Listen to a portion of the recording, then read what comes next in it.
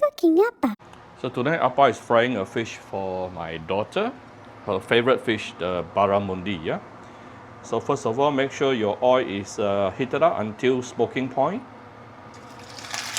So we put in the fish. After you put in the fish, you let it fry for about 2 minutes before you flip it over, yeah? Don't keep flipping your fish. So why is it Appa's daughter love this fish? Because this fish is about 4 or 5 kg. So the fish skin is very, very thick. So after you pan fry, actually it will become super crispy. That's why my daughter love it. So this is after about 2 minutes. Let me carefully flip it over. Oh, look at the beautiful golden brown color. And I assure you, the fish skin is like keropok. We are very, very crispy. So we will give the second side another at least 2 to 3 minutes, yeah?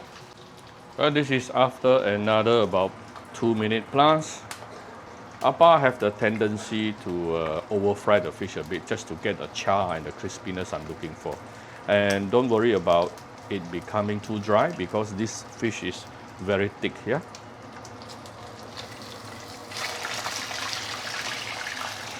Look at the beautiful color.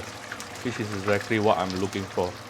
Okay, I'll probably give this another 1 minute, then it is done.